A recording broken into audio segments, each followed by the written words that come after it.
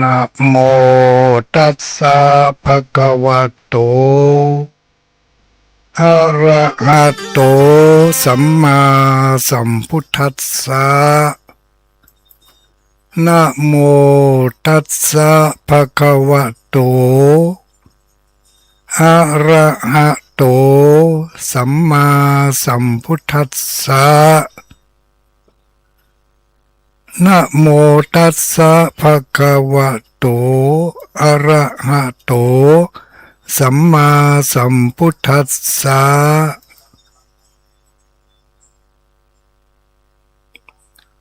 อิระจากตะละสา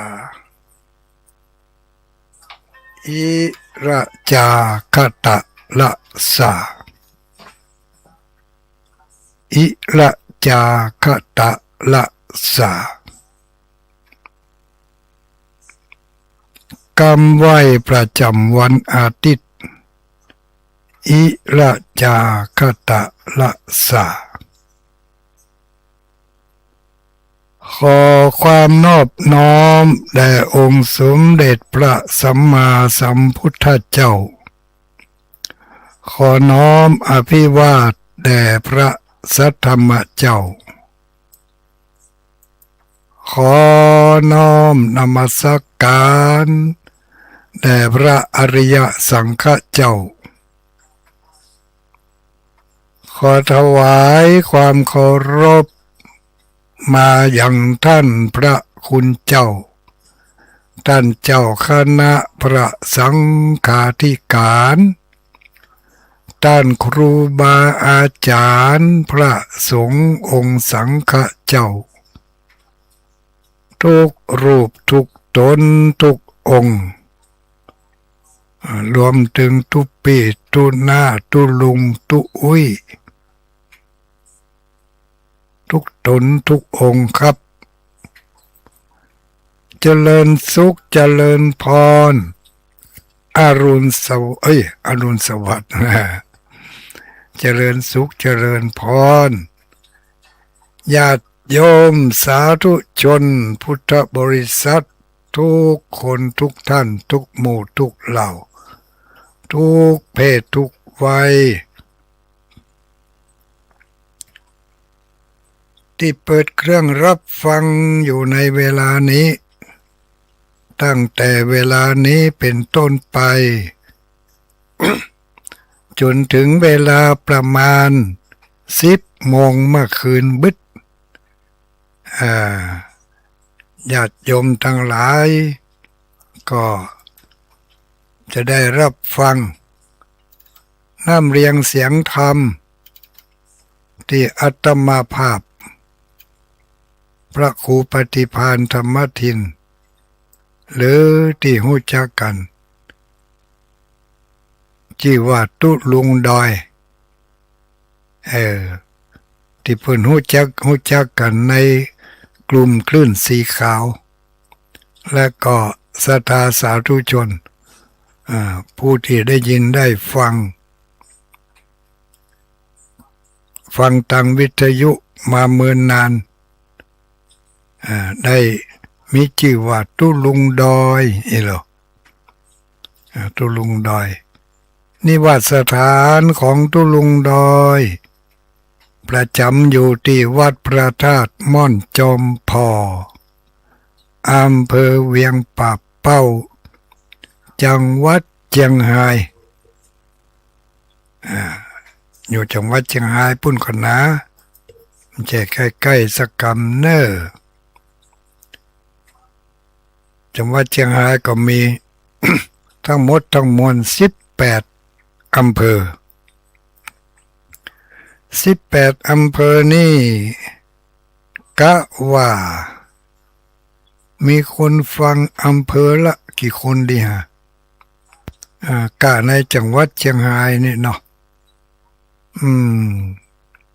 เดาเอาคิดเห็นว่าคนสักมีคนฟังอำเภอละ5 คนอีกเนาะอำเภอละ5 คนอย่างอำเภอเวียงป่าเป้านี่ตี ตุลุงดอยอยู่นี่ก็ว่าสัก5 คนเนาะนักกว่านั้นนี่จะนักกว่าถึงก็ถัดไปก็อำเภอแม่สวยอำเภอแม่สวยนี่ก็นับตั้งแต่เนี่ยตั้งแต่ตะก้อนี่ลงไปละเนาะตั้งแต่บ้านอย่างนี้บ้านป่าเหียงกันเนาะพี่น้องบ้านป่าเหียงฟังอยู่ก็จ้าลายดอยนี่อยู่ติดเทอมนี่ ข้างๆกับด่านเนี่ยเนาะจะมีสักคน2 คนอยู่ก็จ้าพดไปทางบ้านเข้าไปทางในทิศนะแม่ลาวพุ่นเนาะไม่อุ้ยมันอย่างนั้นลืมจื่อไปฮะกำลังฟังอยู่ก็พอไปถึงตะก้อดินดำแม่ตำห้วยส้มโพดไปถึงปุ่นอำเภอแม่ลาวเนาะอำเภอแม่ลาวก็สัก5 คนถึงอยู่ก็จ้าบึดรายงานมาผ่องเนอะพี่น้องจังหวัดเชียงรายอยู่ในจังหวัดเดียวกันนี่เนาะแล้วก็มีอำเภอแม่ลาวล่องมาทางใต้ก็อำเภอพานเนาะอำเภอพานนี่อันนี้นี่เกิน5 คนเพราะว่ามีคนรายงานมาหลายอยู่อำเภอพานเขตติดต่อไปกับอำเภอเทิงไปตะวันออกปุ่นเนาะไปอำเภอเทิงติดต่อกันอำเภอเทิงอำเภอพานอำเภอเมืองเนาะอำเภอแม่ลาวแล้วก็ไปทางปุ่นอำเภอเมืองนี่วันนั้นก็ได้ยินมาโทรมา2 ลายเหมือนกันก็ถ้าจะถึง5 คนอยู่อำเภอเทิงพดไปทางอำเภอขุนตาลเนาะอำเภอขุนตาลนี่ก็ถึงอยู่ก้าเนาะ5 คนเนาะกะจุ่มนุ่มบ้านห้วยห้อมมันก็จัดหลายคนแล้วลูกเนาะห้วยห้อมบ้านห้วยห้อมบ้านอะไรนะบ้านที่น้ำท่วมฮะเนี่ยบ้านอย่างก็ปังค่าอีกเนาะปังค่าอย่างเนี้ยที่วัดของพระเดชพระคุณท่านเจ้าคณะอำเภอจากขุนตาลก็ไปอำเภออะไรอำเภอเชียงของกะเนาะเชียงของเชียงของก็ติดต่อกับเชียงแสนมีน้ำโขงเป็นเขตแดนกั้นประเทศไทยลาว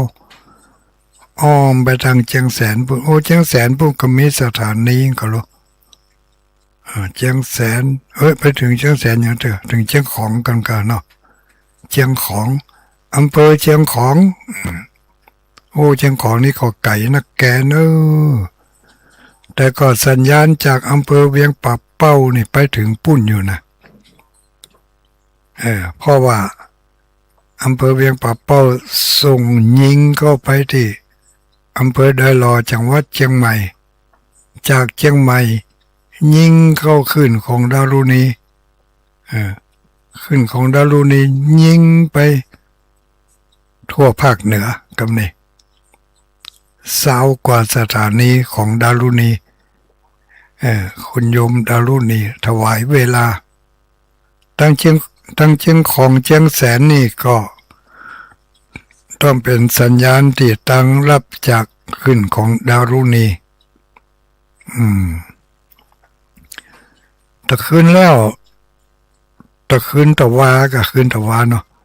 ได้ยินญาติโยมจากบ้านมันอย่างบ้านแซวบ้านอย่างนั้นตั้งเชียงแสนติดต่อกับเชียงของอ่ะเนาะได้ยินโทรมาที่ท่านพระมหาเสาแก้วโอ้ก็ดีใจฮะ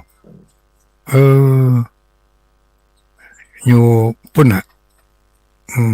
อำเภอเชียงแสนแสดงว่าทั้งเชียงแสนก็มีฟังอยู่เขาก็ตีให้สัก5 คนที่ฟังตุลุงดอยอยู่เวลานี้เนาะโอ้หลายอยู่เนอะเชียงแสนก็มาแม่สายแม่สายก็แม่จันเนาะแม่จันเป็นว่าบนดอยแม่จันเมื่อก่อนจังโทรมาเนี่ยบ้านบนดอยชนเผ่าเนาะจากแม่จันก็พุทธไปปุ่นกันลงไปแม่อายบุกันเนาะแม่อายที่ต่อกับแม่จันนี่ข้ามไปเชียงใหม่พวกเราลูกแม่อายฝางลงมาทางอำเภอฝางนี่ก็สักกี่คนสักสัก5 คนนะอำเภอแม่อาย5 คนอำเภอฝาง5 คนโอ้อำเภอมาทางใจปราการแถมเนาะอำเภอใจปราการอ้อมมาทางเชียงดาวไปกันเนาะเอามาทางเมืองเป้าเชียงดาวเมืองพร้าวอยู่ลายดอยนี่เมืองเป้านี่ก็ได้จะถึง5 คนอยู่ก้าเนาะรวมแล้วมาทางแม่ลิมแม่แตงนะแม่ลิมแม่แตงสันทรายเข้ามาอยู่สู่อำเภอเมืองพดมาตะวันออกนี่ใกล้กับเพียงป่าเป้านี่อยู่คนลายดอยนางแก้วอำเภอดอยสะเก็ดนี่ก็ถ้าจะหลายคนอยู่เนาะดอยสะเก็ดสันกำแพงสันกำแพงนี่ก็ถ้าจะเกิน5 คนอยู่เนาะสารพีลงไปสารพีหางดงสันป่าตองจอมสันป่าตองแล้วก็สันป่าตองก็ได้รอกันเนาะโอ้หลายตะวันตกพุ่นไปทางอำเภอแม่วางพุ่นแม่วางก็ฟังอยู่ก้าแม่วางอำเภอแม่วางอำเภอเมืองเชียงใหม่หางดงสันป่าตองจอมดอยรอจอมตองเนาะแล้วก็ปุ่นล่องไปทางใต้ปุ่นเข้าไปเขตจังหวัดลำปูนโอ้ลำปูนนี่เรียงลำดับอำเภอบ่ถูกนะมันจะมีอำเภอเมืองนี่เนาะมาทางเหนือนี่อำเภอเมืองอำเภอป่าซางอำเภออย่างแถมอำเภอบ้านโฮงแล้วก็อำเภอ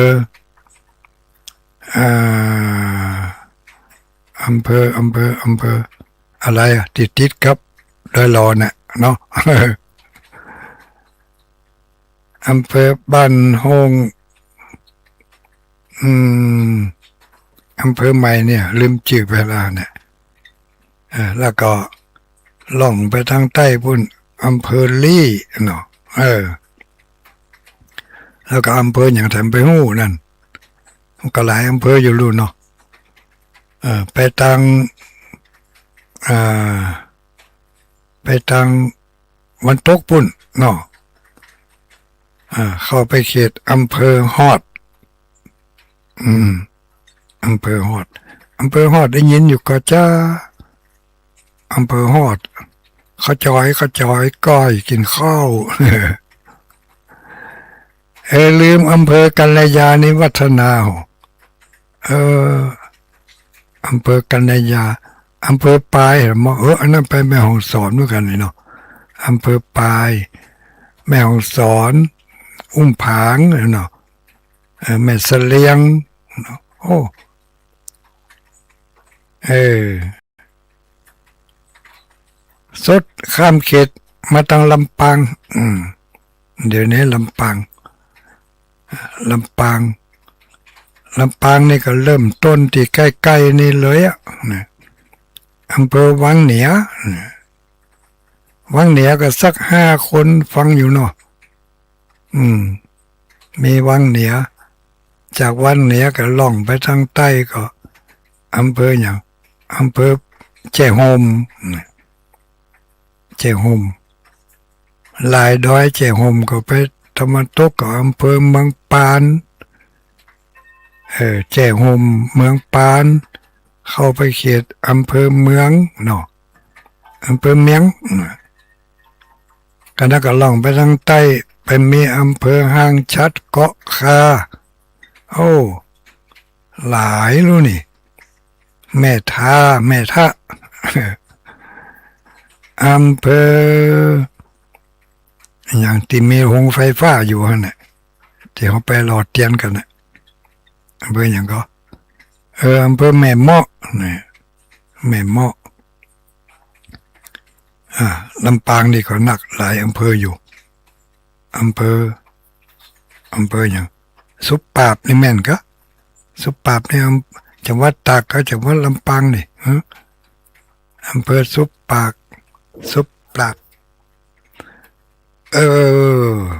ก็โอ้มีสมาชิกจะหลายรุ่นนี่เนาะจังหวัดพะเยานี่รู้โอ้จังหวัดพะเยาอำเภอเมียงพะเยานี่ก็หลายคนอยู่เนอะเปิ่นฟังนะ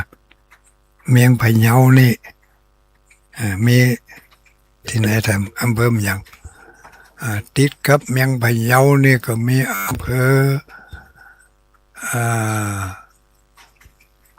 มันอย่างนี้อำเภอแม่ใจกันเนาะโอ้นึกหาบ่ใครปะแล้วเฮ้ย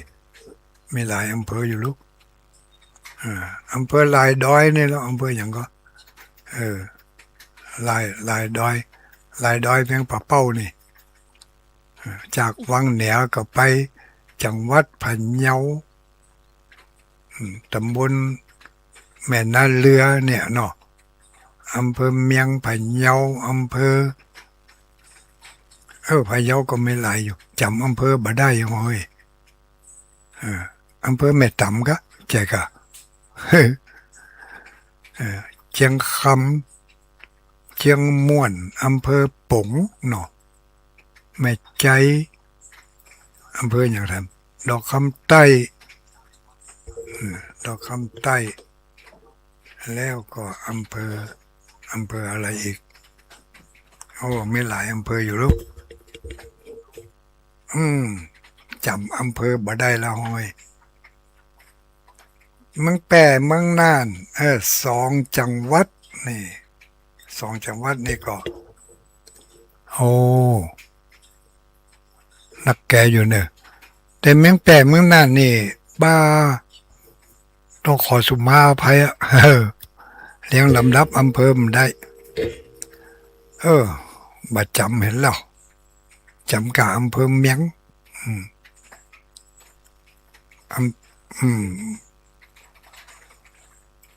มีศรัทธาญาติโยมคลื่นสีขาวขอเฮาอยู่ในเขตจังหวัดน่านจังหวัดแปร่อันนี้ก็มีนักมีหลายแต่จำอำเภอบ่ได้ภูเพียงเวียงน่านเนี่ยมื้อเนี่ยเนาะก็มีเปิ้นโทรมาอยู่ก็เฮาคิดให้ว่าจังหวัดเมืองน่านนี่ก็ให้สักเอาถึงจังหวัดมีกี่อำเภอหมู่เอาถึงจังหวัดให้สัก20 คนเนาะเมืองแปร่ให้สัก20 คนโอ้หลาย20แล้วรู้นี่คืนนี่หลาย20อยู่ก็ขออนุโมทนากับเจ้าของสถานีทุกที่ทุกแห่งรวมทั้งเจ้าของเวลาตัวเจ้าของเวลาก็คือผู้ที่เป็น เปิ้นถวายบริการถวายเวลาอันมีค่ายกเว้นการโฆษณาเปิ้นมาได้โฆษณาในช่วง2 ชั่วโมงนี่ก็ถ้าจะว่าไปก็ขาดรายได้จากการโฆษณาประชาสัมพันธ์จำหน่ายขายสินค้าของเปิ้นไปรายได้ที่เป็นทรัพย์ภายนอกเปิ้นยอมเสียสละยอมถวายเพื่อพระพุทธศาสนาโดยหวังจะเอาได้อริยทรัพย์คือทรัพย์ภายในเอามาเป็นเครื่อง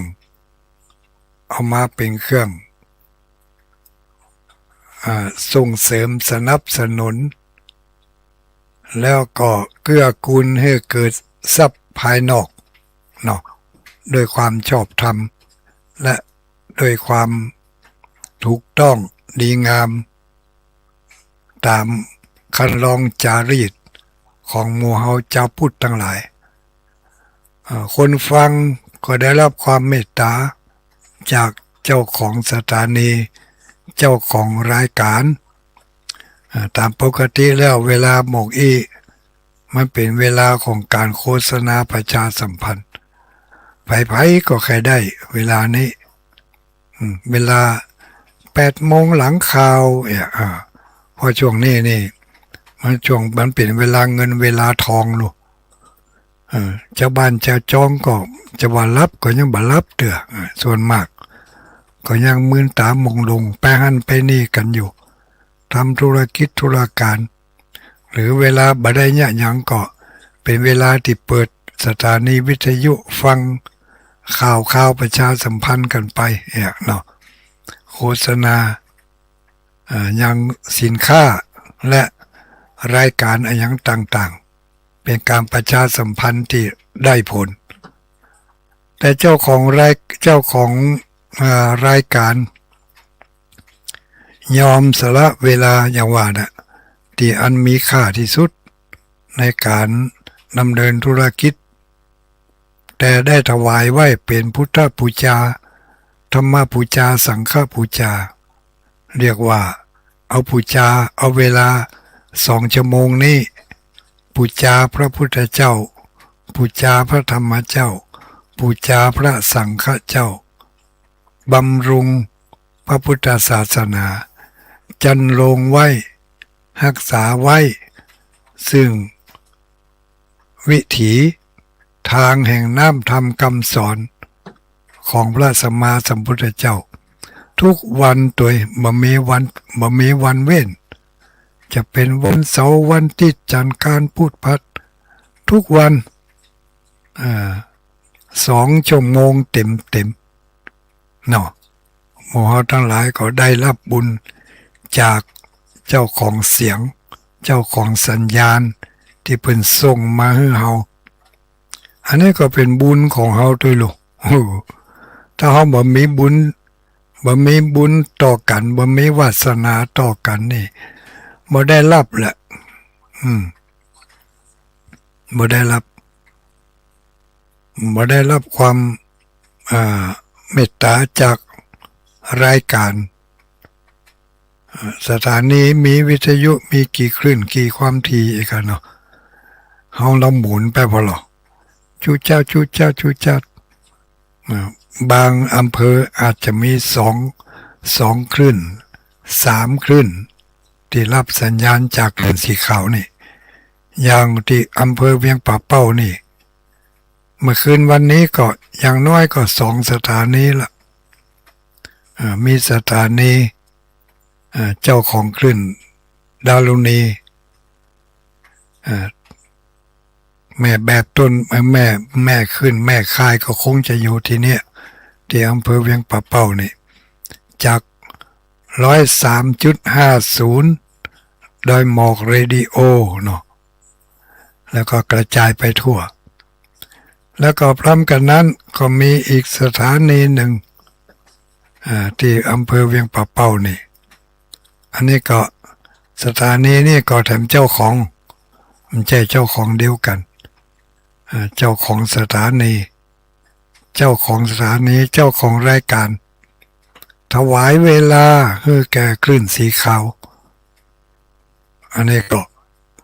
ที่แม่ขจันโมเดิร์นเรดิโอในคลื่นความถี่94.50อันนี้ทีมงานของคุณยมทิติรัตน์พรหมมินทร์เจ้าของสถานีวิทยุเจ้าของเวลาโดยถวายเป็นพุทธบูชาธรรมบูชาสังฆบูชาภาคกลางคืนนี่เริ่มตั้งแต่6 โมงบัดแรงไปจนถึง4 ทุ่มอันนี้ก็มีภาคเดียวเฉพาะภาคเมื่อคืนเมื่อวันเนาะแต่ของดารุณีนี่มี2 ภาค2 สถานีเนี่ยคุณยมดารุณีนี่ถวายภาคกลางคืนที่คลื่นความถี่103.50 เมกะเฮิรตซ์ภาคเจ้าถวายเวลาตั้งแต่5 โมงจนถึง7 โมงอันนี้ตีขึ้นความถี่90.00มาแน่ใจที่เวียงป่าเป้าเรดิโออันนี้ก็หมุนลงไปทางซ้ายพุ่นหน่อยหมุนลงไปทางซ้าย90มาเจ้านะเมื่อคืนนี่บ่มีเมื่อคืนเป็นรายการของเปิ่นรายการของถ้าจะว่าไปฟังไปก็ได้ธรรมะเหมือนกันนะรายการของ90เมื่อคืนเนี่ยเวลาเดียวกันเนี่ยจัดโดยน้อยนานเหมือนกันลูกปน้อยปนานแต่ว่าเป็นชนเผ่าต่างภาษาต่างวัฒนธรรมแต่ก็ที่เป็นวัฒนธรรมที่ใกล้เคียงกันก็เป็นคนแฮมสไตล์หนึ่งว่าอันเถอะลองหมุนไปฟังพอก็ได้ที่90เมื่อคืนนี่นะแต่มาเจ้านั้นแน่นอนของพระอาเป็นรายการของต่างพระสงฆ์สังฆเจ้าทุกวันเหมือนกันไม่มีวันหยุดวันเว้นนี่ก็ได้ความเมตตาธรรมจากเจ้าของสถานีและเจ้าของรายการที่เพิ่นถวายมาขออนุโมทนาโอ้แต่ว่าวันศุกร์เนี่ยเขาได้ยินข่าวเพิ่นได้ไปแอวแสวงบุญกันต่างบ้านต่างเมียงต่างประเทศเกือบจะไปต่างประเทศแล้วเนาะใกล้ๆพุ่นละนี่ บางพ่อยังปิ้งมาบ่ถึงเด้อลูกยังบ่ถึงบ้านเด้อบ่ฮู้ว่าอยู่ที่ไหนเมื่อคืนนี่นอนไหนเมื่อคืนนี่ลองแจ้งส่งไลน์มาให้ฟังมาให้หันพอสักน้อยแล้วนอนไหนกันไม่ได้ให้เซฟนี่ส่งไลน์มาให้ฟังเนี่ยไลน์คุณเมื่อคืนนี่พักกันที่ไหนเนาะเนี่ยจะพิมพ์ถามไปพอก่อนคืนนี้พักไหนคืนนี้พักไหนอันนี้กันนี่จากไหนจากเวียงปับเป้ากันเลยนะจากเวียงปับเป้ายังตกข้างอยู่ข้างตังปุ่นอยู่เนอะ แอวไก่อันนี้แอลฮั่นแอลนี่อยู่เนาะก็พักผ่อนรับนอนกันก็ว่าจะได้เนาะพักผ่อนรับนอนกันก็ว่าจะพักอยู่แห่งหนตำบลใดบ้านหยังเมืองหยังเนาะ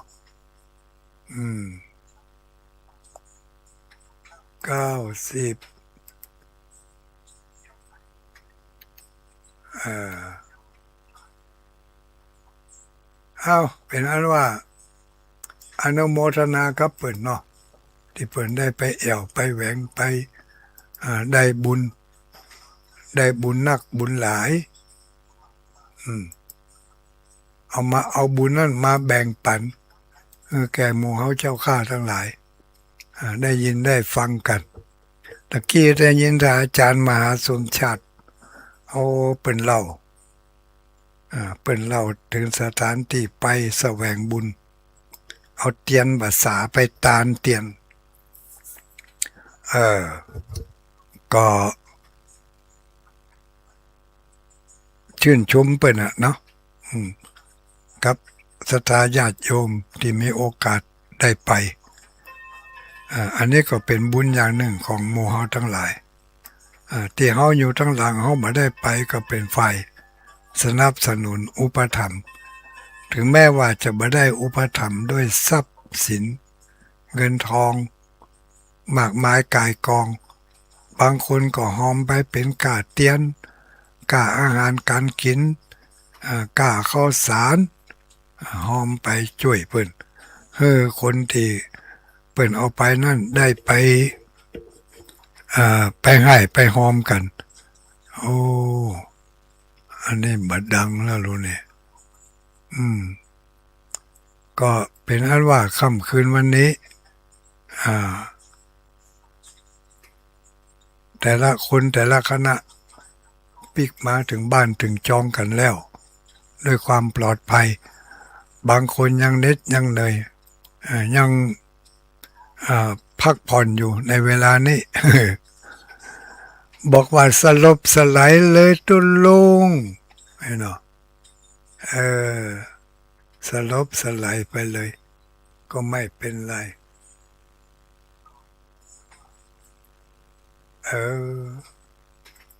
คัดข้องทางเทคนิคตะกี้ฝนมันตกนะญาติโยมทั้งหลายฝนมันตกบอกว่าคืนวันนี้มันจะไปได้ตลอดรอดฟังหรือไม่เนาะก็เป็นอันว่าถึงไหนถึงหั่นเนอะถึงไหนถึงกันเพราะว่าฝนฟ้าฝนกับขึ้นความถี่กับสถานีวิทยุนี่มันจังมาบั่นทอนกัน มันจังมาเป็นอุปฆาตกรรมแก่กันและกันอุปฆาตกรรม กรรมมาตัดรอนเนาะบางทีออกอากาศอยู่ดีๆเกิดฟ้าคะแล่มขึ้นมาเนาะถ้าฟ้าคะแล่มขึ้นมาก็สายสัญญาณป้องกาไฟฟ้ากามันจังดับลูกถ้ามันดับนี่ก็เป็นอันว่าแล้วไปหายไปเนอะตึกไหนตึกหันเนอะยาเสียงก็มาอิ่มไปแล้วกันก็พยายามที่จะนำเสนอให้ท่านทั้งหลายได้ยินได้ฟังสิ่งที่เป็นสาระเป็นประโยชน์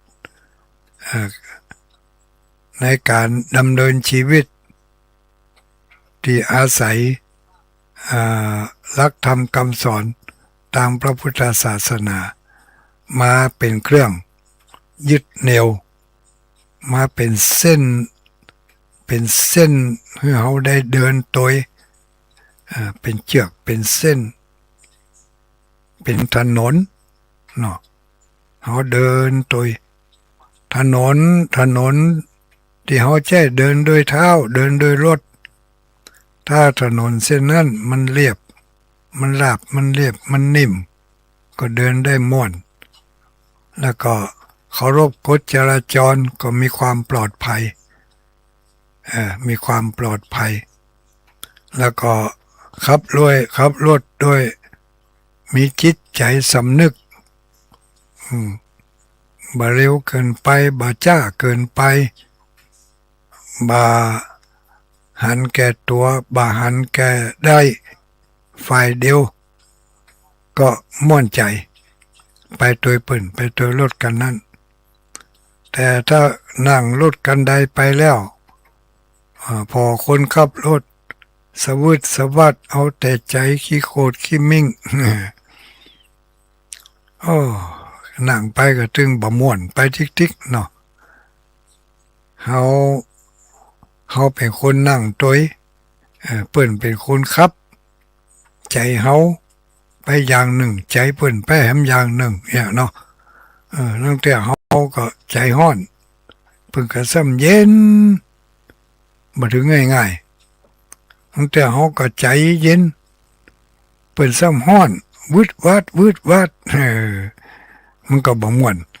ต้องปรับจูนใจเข้าหากันมอบความเป็นใยให้แก่กันและกันก็ให้ความไว้วางใจกันได้ก็เกิดความเบาอกเบาใจไปด้วยกันก็ม่วนใจปิกมาถึงบ้านถึงจองก็เบาใจวันหน้าวันตาก็ถ้าจะไปก็คิดถึงหาการทำก็ชวนกันไปทำเนี่ยกันเนาะเขาก็พึ่งพาอาศัยซึ่งกันและกันก็เป็นสิ่งที่น่าอนุโมทนากับศรัทธาญาติโยมที่เพิ่นมีโอกาสมีเวลามีความพร้อมในหลายๆด้านอย่างที่อาจารย์มหาเสาแก้วว่าคืนก่อนต้องมีความพร้อมถึงจะไปได้ตัวพร้อมคือสุขภาพดีบ่เจ็บแข้งบ่ปวดขาบ่เจ็บหูมูตาบ่เป็นออดแอดนี่ตัวพร้อมทรัพย์สินเงินทองเครื่องอำนวยความสะดวกพร้อมเงินมีพอสมควรพอที่จะไปได้เพิ่นเก็บการถกาล้างก็เต่าได้ก็เต่าอันบักคัดเพิ่นได้ให้ได้หอมด้วยเปิ้นอยู่ได้ไปจ่ายกาเข้ากาน้ำกาที่พักอาศัยหอมเปิ้นอยู่นี่ก็เกียมไปเงินพร้อมใจพร้อมใจนี่สำคัญถ้าใจบ่พร้อมแล้วก็ฮือนอถึงสุขภาพพร้อมเงินพร้อมแต่ถ้าใจบ่พร้อมก็ไปบ่ได้อ้างหันติดนี่ภาระมีเยอะอันยังโอ้ถ้าใจบ่พร้อมเนี่ยมันถึงไปถึงมาได้เพราะว่าคนเฮานั่นใจเป็นใหญ่ใจเป็นหัวหน้าลูกอย่างที่เฮาได้ยินทุกเจ้าเป็นจังว่าใจเป็นใหญ่ใจเป็นหัวหน้าใจเป็นประธานงานทุกอย่างสำเร็จแล้วด้วยใจเนาะนี่ก็เป็นที่น่าอนุโมทนานะไปกันมาเจน้อยสักกำนะตั้งกี่คนนั่น400ป่ายเนาะน่าจะถึง500คนไปต่างจังหวัดนี่ก็ชื่นชมอนุโมทนาบุญครับเปิ่นที่เรียกว่าคนมีบุญเนาะเป็นคนมีบุญมีวาสนาได้เดินทางไปต่างถิ่นต่างที่เป็นตัวแทนของหมู่เฮาทั้งหลายตัวช่วยกันรอเตียนเสร็จแล้วก็มีคนนำไปถวายปีนี้ได้ถวาย2 ตีคนลูกถวายถึงตีไกลก็มีตีใกล้ก็มีไปบ่พอยังเอาไปถวายโดยที่ว่าบ่ได้บอกบ่ได้กล่าวให้ญาติโยมทั้งหลายฮู้ก็มีเอาไปเปาะไปหอมเปิ่นเอาไปถวายที่หั่นที่นี่อย่างที่ตุลุงดอยครับท่านพระครูปลัดอนันต์ท่านพระครูปริยัติรัตนโชติได้เอาไปถวายบนแพะบนดอยบนป่าบนเขานี่ก็ได้รับเศษส่วนจากการรอเทียนพรรษานั่นน่ะก็เอาไปถวายได้บุญนี่จะได้บุญโดยที่ว่า ได้บุญมาด้วยความไม่รู้สึกตัวไม่ได้คิดไว้ก่อนว่าจะได้เนี่ยบุญย่อมจะเกิดขึ้นเพราะเฮาบ่ฮู้ว่าเปิ้นเอาทรัพย์สมบัติที่เฮาเคยได้บริจาคไปแล้วได้ให้ได้หอมไปแล้วเปิ้นเอาไปให้ไปหอมเปิ้นเอาไปทำบุญแต่เฮาบ่ฮู้นะเฮาบ่ฮู้ว่าเปิ้นเอาของเฮาไปบุญนั่นมันก็มาอยู่มาอย่างที่เฮาไม่รู้และเฮาบ่ได้ตั้งใจไว้ว่าจะได้อย่างนั้นอย่างนั้นในที่สุดก็จะอุทานออกมาว่าบันนึกสักหน่อยว่าจะได้อย่างอีนะแต่แล้วก็ได้ขึ้นมาอันนี้มันเป็นการจัดสรรของกรรมเป็นผู้จัดสรรให้ไม่ต้องกลัวใครทำคุณงามความดีอย่างใดไว้ทำที่ไหนเมื่อใดทำแล้วไปเลยส่วนการจัดสรรบุญที่เป็นผลตอบสนองมาให้แก่เฮานั่นเป็นหน้าที่ของกรรมหน้าที่ของกรรมจะนกกรรมแต่งให้เกิดแต่งให้ได้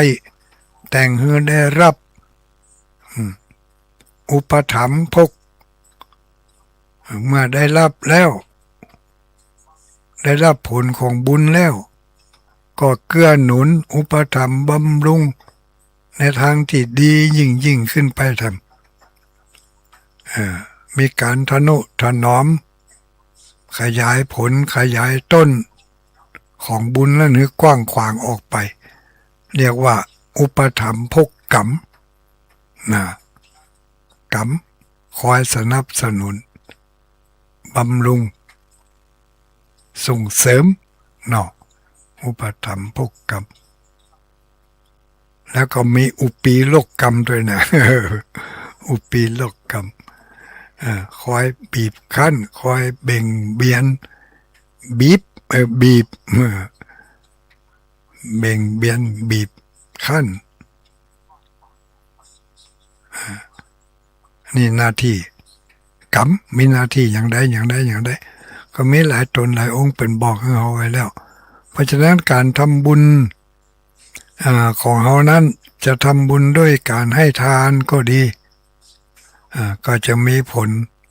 เพื่อเราได้รับส่วนที่เป็นวัตถุสมบัติวัตถุสมบัติแล้วส่วนที่ให้ทานจะเป็นวัตถุสมบัติอำนวยความสะดวกในการดำเนินชีวิตของเราถึงวันนี้เรามีความสะดวกมีความสบาย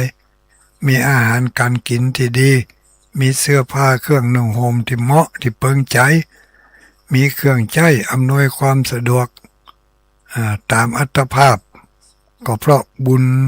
ด้วยการให้ทานของเรานั่นเองส่งผลให้เราได้รับความสะดวกสบายได้ทรัพย์สมบัติต่างๆเนาะก็ว่ากันมาบ่อยๆแต่ว่าแล้วก็ว่าแถมนั่นแหละบางคนยังบ่เข้าใจเท่าบ่เดียวบางคนก็พอรำคาญมันก็ยังว่านะกันเนาะประกาศออกไปทางวิทยุคนที่เปิดฟังเพราะคนที่มีภูมิหูภูมิธรรมสูง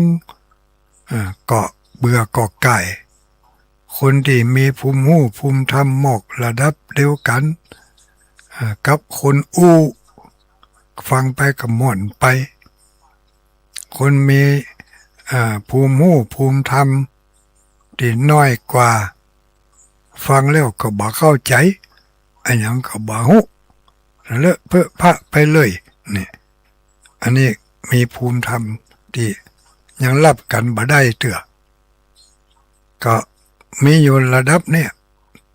ระดับต่ำกว่าคนระดับเสมอเดียวกันกับคนระดับที่สูงกว่าคนนี่เนาะ แต่ละคืนเนี่ยนะแต่ละคืนที่เราฟังกันเนี่ยเป็นอย่างเงี้ยดังนั้นในคืนวันนี้ขณะนี้จะ9 โมงแล้วเพราะจะได้ชั่วโมงแล้วรู้เนี่ยอืมเดี๋ยวขั้นรายการก่อนเนาะขั้นรายการแล้วจะได้เล่าประวัติของพระมหาโมคคัลลานะอันนี้คืนนี้ฉบับพิเศษเนอะโอ้พิเศษได้พระมหาโมคคัลลานะได้แสดงอิทธิปาฏิหาริย์แสดงฤทธิ์แสดงเดชต่อสู้กับพญาลาหูโอ้พญาลาหูลาหูนี่เป็นไผก็ลาหูที่มัน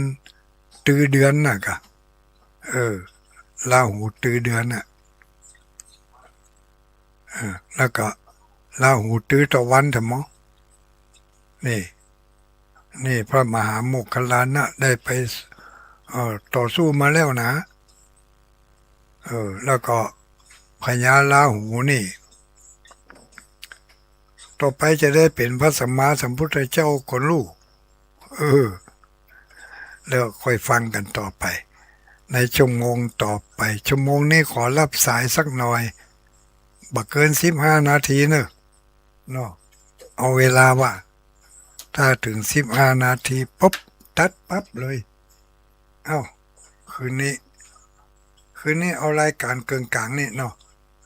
0932722499พ่ออุ้ยแม่อุ้ยคนหนุ่มคนกำคนเฒ่าคนแก่ฟังอยู่สถานีวิทยุไหนเชียงใหม่เชียงรายเชียงแสนพะเยาแปร่น่านลำพูนลำปางลองลองกดเข้ามาพอ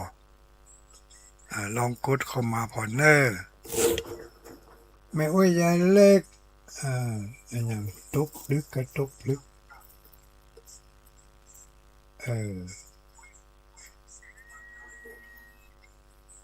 อัลโหลไปมาก่อนเพิ่นจ้าเจริญพรสายที่หนึ่งฟังอยู่สถานีวิทยุนะตอบเลยแม่อุ้ยยังพายปออุ้ยยังโอ้ปออุ้ยหมวกจากอำเภอลีฝนตกก็ฝนตกไหมฝนตกไหมไม่ตกเนาะสัญญาณไม่ขาดไม่หายเนาะอนุโมทนาเนอสาธุพ่ออุ้ยหมวกสายที่หนึ่งปนสมเพชรแมนมานี่มงลงรับมาได้ไม่อุ้ยสลัดไผ่หมูจะสดมาเนออ้าวมาแล้วเจริญพรไม่อุ้ยอินฟังแต่เจ้าแล้วไม่มาดิโอชัดเจนฝนตกเนาะบ่ตกรอเก็บน้ำคู่ไว้แหมสัก2-3 วันเนอะสัตว์เนอะขอบใจหลายๆแม่สุดาแม่อุ้ยฉลาดปน้อยสมเพชรเมืองน่านเจริญพรปน้อยชัดเจนดีเนาะวิทยุกวนเนอะวิทยุกวนโอดท่านน่ะเป็นแล้วชัดเจนดีเนาะปน้อยเนาะมีอย่างจะฝากจะฝังพ่องก็จ้า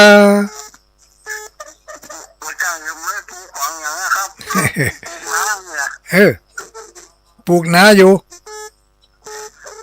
วันลงแล้วอ๋อ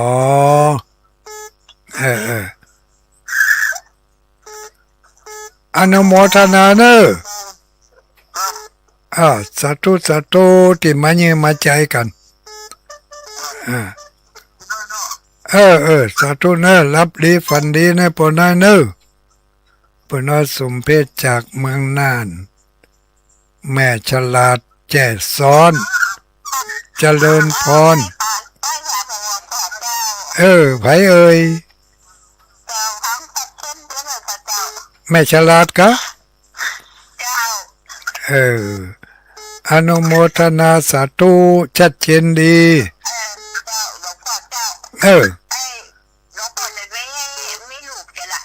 มีอย่างก็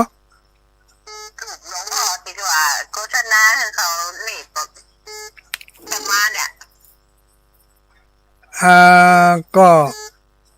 รูปเจ้ามูนะกะรูปเตียนอย่างก็ที่ปฏิทินน่ะก็มันจะเจ้ามูกับเจ้าของเจ้าพ่อคนเดียวฮะแต่ของเจ้าพ่อคนเดียวของเจ้าพ่อตนเดียวก็มีอยู่ก็ถ้าจะมีอยู่ถ้าซอกหาตะมูในหลืบในออกน่ะมันฮะอยากให้ได้อีเพิ่นไปปะกันวันที่มันหยังวันที่7 เดือนนี่ก็ที่วัดเมืองปานน่ะที่ท่านที่จะมหาสมชาติจะทำบุญนั่นน่ะจะทำบุญเปตเพียฟังเปิ้นก็ถ้าฟังเปิ้นเนอะฟังท่านมหาเป็นจะทำบุญที่อำเภอเมืองปานนั้นมาได้นะอนุโมทนาสาธุเล่าถึงสายเนอะสายนี้เจริญพรว่าจะได้ชัดเจนดีเนาะฝนตกตะกี้เลยเดี๋ยวนี้มันจะเริ่มหายไปละบัดโตละขอบใจมากเนอะเจสาธุสาธุอันนี้ใครเอ่ยเจริญพรไว้สาเจ้าลำปางว่าจะได้ชัดเจนไหมแม่สีกุลตันตุละวันที่29ปะกันเนาะ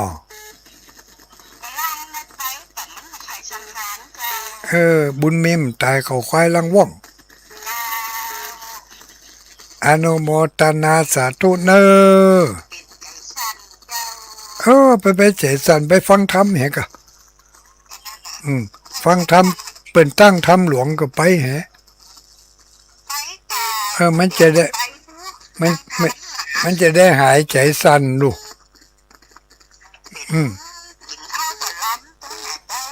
กินข้าวบะลำบะลงนอนบะลับ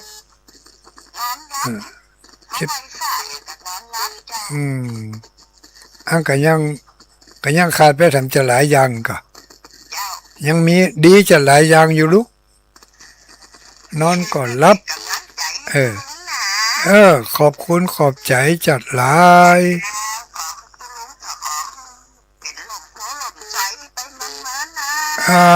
สาธุสาธุ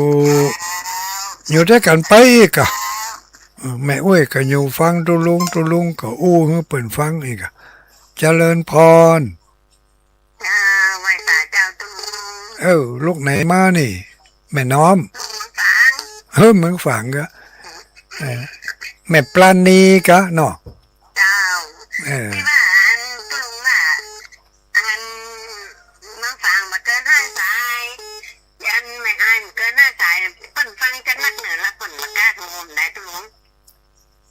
ฟังกันหลายอยู่ก็เนาะฟังกันนะไปทางใดเพิ่นก็รู้กันนะ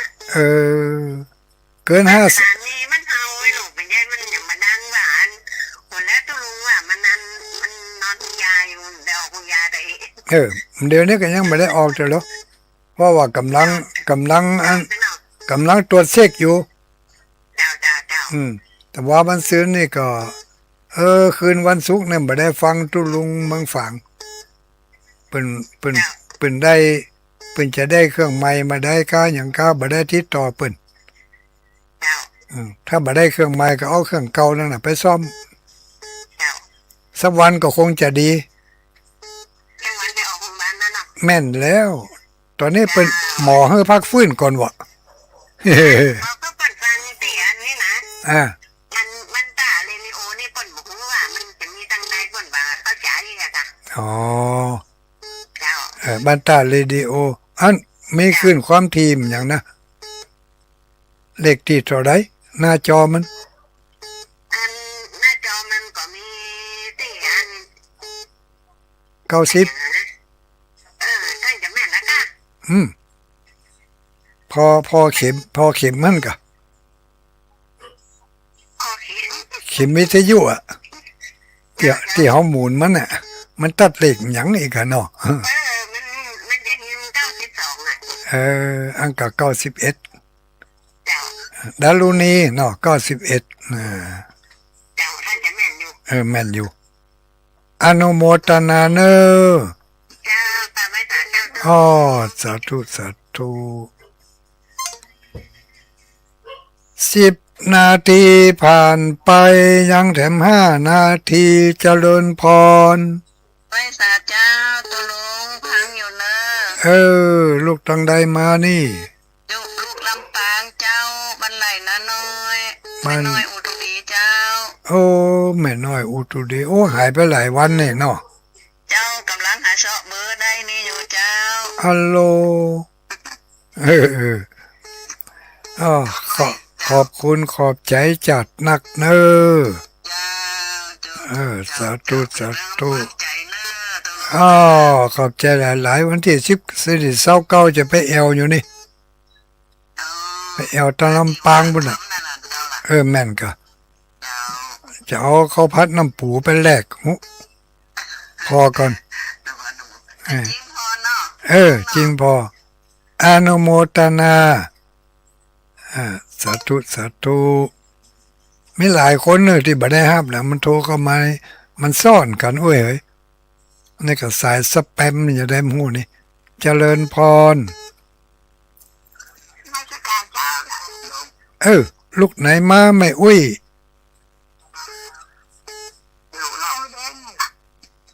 ไม่อุ้ยล่องโงแดงกะล่องโงแดงสั่งกำแพงเจียงใหม่เนาะ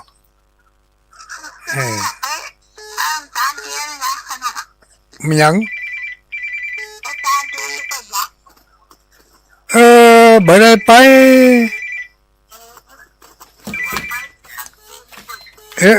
สุขภาพบ่ดีบ่ได้ไปเหมือนกับไม่อุ้ยนะเจริญพรโชคดีมีใจสายไผโทรไลน์เข้ามาไม่อุ้ยบัวลอยเจริญพรสัจเจนดีก่อเจ้าสัจเจนดีเจ้าแม่อุ้ยบัวลอยกะใจโลแม่อุ้ยยังแฮแม่อุ้ยคำนวณแม่อุ้ยคำนวณ7 ซ้อน1194นี่กะเจ้าแม่นกะวันที่อย่างหัวหน้าทำมาหาว่าวันนั้นก็ว่ากันก็ลืมไปฮะที่จะได้ไปที่วัดเมืองปานเนี่ยเพื่อจะทำบุญกันปีนี้ขอบคุณหลายเนอะขอบคุณหลายเดี๋ยวรับของแม่บัวลอยนี่ก่อนเจริญพร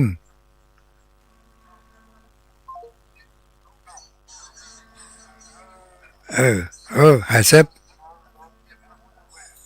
สายนี่มานี่หลายสายเฮ้ยรักไปฮะฮันมีใครพลังไปเหลือไม่รู้ยังเหลือเวลาอีกนิดหน่อยเจริญพรสวัสดีเจริญพรใครเอ่ย ไผจ้าปะโถมันอย่างนั้นมันได้จะซ่อนกันนี่มันได้จะซ่อนกันนังจุดๆซ่าๆอ่ะไผจ้าอ๋อแม่บุพัด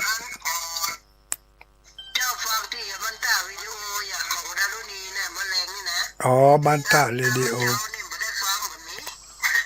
มาเจ้ามาเจ้ามาเจ้าฟังทางวิทยุทางโทรศัพท์กะอนุโมทนาเนอะสาธุสาธุมันเข้ามาพร้อมเดียวกันเฮ้ยอดเอาหมดเวลาแล้วเนอะสายสุดท้ายเจริญพรสาธุสายสุดท้ายแล้วว่าจะได้ไผเอ่ยบ้านไหน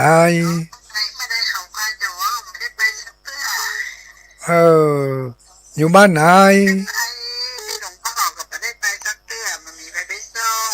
อยู่บ้านไหน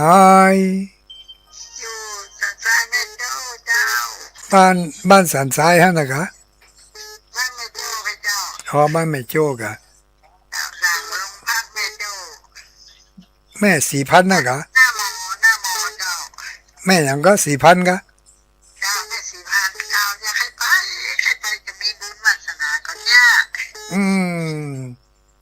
เดี๋ยวก่อนแม่4,000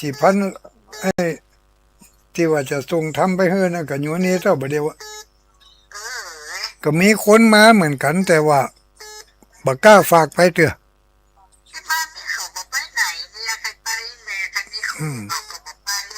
มีมันถึงจะมีอยู่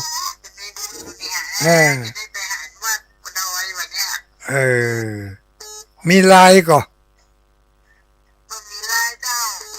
บ่มีลายก็ไม่เป็นไรอันเบอร์โทรศัพท์เบอร์8317นี่กะ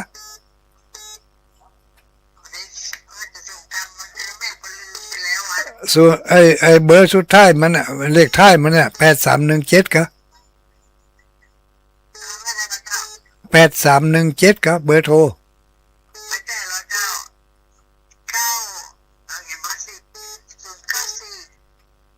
เบอร์เลขสุดท้ายอ่ะ4 ตัวสุดท้ายอ่ะ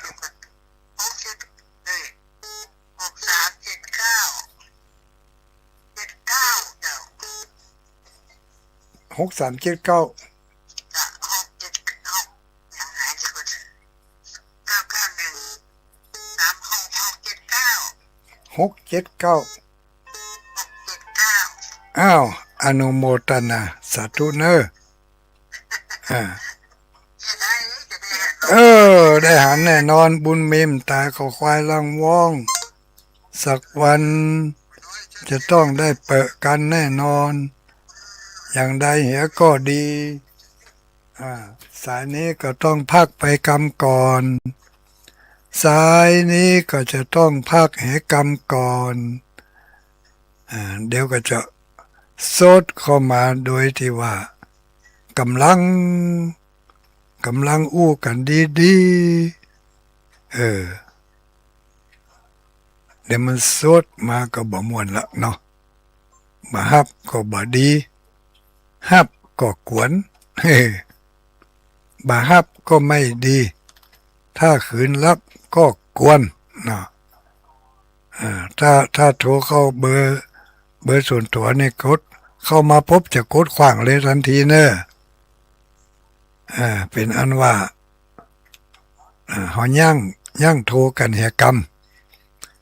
มเดียวก็จะได้ฟังประวัติของพระมหาโมคคัลลานะ พระมหาโมคคัลลานะนี่เป็นอัครสาวกเบื้องซ้ายของพระพุทธเจ้าอย่างที่เขาหันในอีเกะเสนาซ้ายเสนาขวาเนาะอันนี้เสนาซ้ายนั่นก็คือพระมหาโมคคัลลานะเสนาขวาก็คือพระ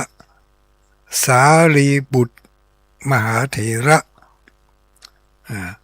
ท่านทั้งสองนี่เป็นพระสหายกันสหายกันทุกภพทุกชาติก่อนนั่นก็เคยเป็นสหายกันมาพระพระอ่าพระสารีบุตรนี่เกิดเป็นกษัตริย์อีหลงก่อนนั้นนะเมื่อหลายสิบหลายแสนกัปปุ่นดูเป็นกัปกันแล้วนะเป็นพระมหากษัตริย์แล้วก็พระโมคคัลลานะนี่ก็เป็นเสนาบดีกันเนาะพระมหากษัตริย์ไปได้ยินได้ฟังธรรมของท่านฤาษีแล้วก็ปึงใจปฏิบัติไปตามท่านฤาษีแนะนำท่านก็บอกเอาข่าวนี้ไปบอกให้แก่พระมหาโมคคัลลานะในชาติก่อนพุ่นนะมาถึงชาตินี้ก็อย่างเดียวกันทั้งสองคนทั้งสองท่านนี่เป็นลูกของเศรษฐีในเมืองจำมาได้ลูกของเศรษฐีในเมืองแล้วทั้งสองท่านนี่ก็เป็นหนุ่มเจ้าสำราญเหมือนกันไปแอวพอละครดนตรีภาพยนตร์หนังมวยการละเล่นอย่างต่างๆในหัวในเมืองไปไม่ว่าจะเป็นในหัวในเมืองในชนบทถ้าเปิดมีการละเล่นที่ไหนก็ปากันไปพอไปก่อยในที่สุดทั้งสองคนก็เกิดความเบื่อหน่ายการดูการละครการละเล่นก็หมกนั่นหมู่ที่แสดงละครหมู่ที่แสดงการละเล่นนี่ก็มาถึง100 ปีเขาก็ตายกันหมดเขาก็เหมือนกันเขาก็จะอยู่มาถึง100 ปีเขาก็จะตายกันหมดโอ้มีอย่างเป็นที่จ้างที่พึ่งก่อนจะตายพวกนี้ก็มาอู้กันก็คงจะมีทางอยู่ไม่เนาะมาอู้กันแล้วเขาเลยตกลงปลงใจกัน เข้าไปบวชในสำนักของเจ้าลัทธิในที่สุดก็ภาวนากันไว้ว่าถ้าไผ่พระธรรมที่สามารถที่จะหลุดพ้นจากความทุกข์ไผ่พระก่อนก็ขอบอกให้กันชิมเนอะพอดีเจ้าวันนั้นท่านพระสารีบุตรไปหันใส่พระอัสสชิหนึ่งในพระปัญจวัคคีย์ทั้งห้าตอนนั้นพระพุทธเจ้าตรัสรู้แล้วใหม่ๆก็ไปหันใส่ท่านมีการเดินบิณฑบาตโดยความสำรวมรับบาตรพอสมควรได้หมกพอกินพอฉันแล้วก็ไหว้ปิกท่านสารีบุตรหันอย่างนั้นก็เกิดความเลื่อมใสโอ้สมณะรูปนี่กิริยาท่าทางน่าเลื่อมใสแท้ๆบิณฑบาตก็เอากะเข้าตามกำลังที่ศรัทธาเพิ่นจะฮื้อ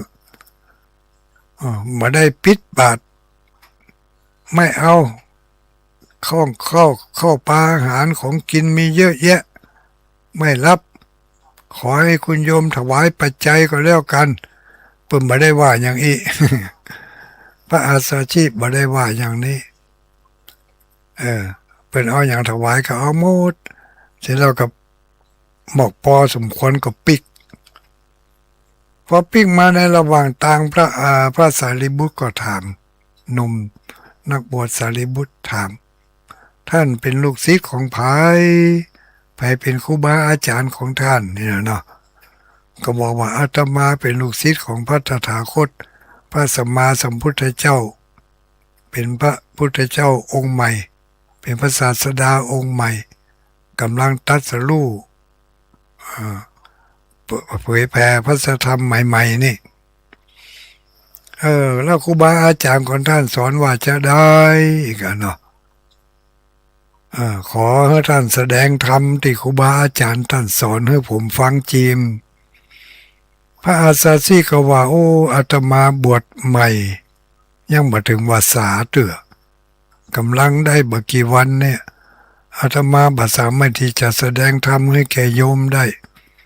เฮ้ยโยมไปถามพระพุทธเจ้าเถอะอีกอะ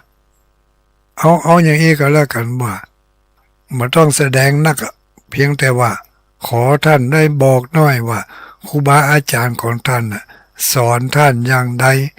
ท่านถึงได้มีกิริยาอาการอย่างนี้ พระอาสาชีก็บอกว่าถ้าจะอ่านก็ฟังเนอะครูบาอาจารย์ของเขาสอนมานักสอนว่าสิ่งทั้งหลายทั้งหมดทั้งปวงสังขารทั้งปวงทั้งหมดเนี่ยเกิดมาจากเหตุบอกว่าจะเป็นความทุกข์ความสุขความเป็นอยู่ความอัดอั้นตันใจความม่วนอกม่วนใจเหล่านี้เกิดมาเพราะมีเหตุจึงเกิดถ้ามันจะดับก็เพราะดับเหตุเสียก่อนแล้วความทุกข์ความสุขความอัดอั้นตันใจเหล่านั้นมันจะดับไปพอได้ยินคำตัวเอียบอกว่าอาจารย์ของเขาสอนอย่างนี้สอนว่าสิ่งใดเกิดแต่เหตุสิ่งนั้นย่อมจะดับเพราะเหตุดับพระสารีบุตรได้ยินอย่างนั้นเกิดความเลื่อมใสแล้วก็มีดวงตาเห็นธรรมบรรลุธรรมทันทีได้ดวงตาเห็นธรรมก็เอาข่าวนี้ไปบอกให้สหายคือโมคคัลลานะโมคคัลลานะก็ได้ดวงตาเห็นธรรมเช่นเดียวกันในที่สุดทั้งสองคนก็พากันไปบวชในสำนักของพระสัมมาสัมพุทธเจ้าพระโมคคัลลานะและพระสารีบุตรบวชพร้อมเดียวกันพระโมคคัลลานะได้ไปนั่งบำเพ็ญสมณธรรมกรรมฐานเป็นเวลา7 วันได้สำเร็จเป็นพระอรหันต์พร้อมกับอิทธิปาฏิหาริย์มีอิทธิฤทธิ์ต่างๆนานามีอิทธิฤทธิ์มากมายเป็นต้นว่าเหาะเหินเดินอากาศดำดินบินบนโยลายกำแพงเพสามารถจะเดินผ่านทะลุกำแพงไปได้โดยที่ว่าบ่ต้องข้ามไปทางบนบ่ต้องลงไปทางหลุมบ่ต้องมีประตูนี่นะเดินผ่านกำแพงไปโดยอิทธิฤทธิปาฏิหาริย์ของเพิ่นสามารถที่จะปราบพวกที่มีฤทธิ์ทั้งหลายได้เป็นต้นว่าพญานาคพญาครุฑพญายักษ์พญายักษ์ก็ปราบมาแล้วนะพระโมคคัลลานะนี่มีอยู่ครั้งหนึ่งพระมหาโมคคัลลานะพร้อมกับภิกษุสงฆ์หมู่มากและมีองค์พระสัมมาสัมพุทธเจ้าเป็นประธานจะไปยังเมืองสวรรค์จาตุมหาราชิกจะไปแสดงธรรมจะไปรับฉันภัตตาหารเจ้ามีนันโทปนันทนาคราชเป็นนันโทปนันทนาคราชนี่เป็นพญานาคผู้มีฤทธิ์มีเดชมีอานุภาพมากมายฮู้ว่าพระสงฆ์หมู่มากจะเหาะผ่านหัวของตัวเองเกิดความบ่พอใจก็เลยคิดจะกันแกล้งนันโทปนันทนาคราชนี่คือจะกันแกล้งขบวนของพระภิกษุสงฆ์เหล่านั้นเลยเหาะขึ้นไปบนอากาศไปบังตะวันเอาไว้ เพื่อตะวันส่องมายังมนุษย์สโลกพระพุทธองค์รู้แล้วว่าอันนี้โดนนันโทปนันทนาคราชคัดขวางหนทางเบื่อไปเห็นแล้วก็เลยมีตัวเจ้าหลายตนหลายองค์ผู้มีฤทธิ์บอกว่าจะอาสาไปทรมานพญานาคแต่เมื่อพระพุทธองค์ได้พิจารณาด้วยพระญาณของพระองค์แล้วบอกว่าทุกเจ้ามูนั้นนี่มีฤทธิ์น้อยกว่าพญา นันโทปนันทนาคราชก็มาอาจที่จะไปต่อกรครับนันโทปนันทนาคราชได้ก็มีตัวเดียวอะคือพระมหาโมคคัลลานะก็เลยบอกว่าท่านโมคคัลลานท่านจงไปสยบทิฏฐิมานะของนันโทปนันทนาคราชนี่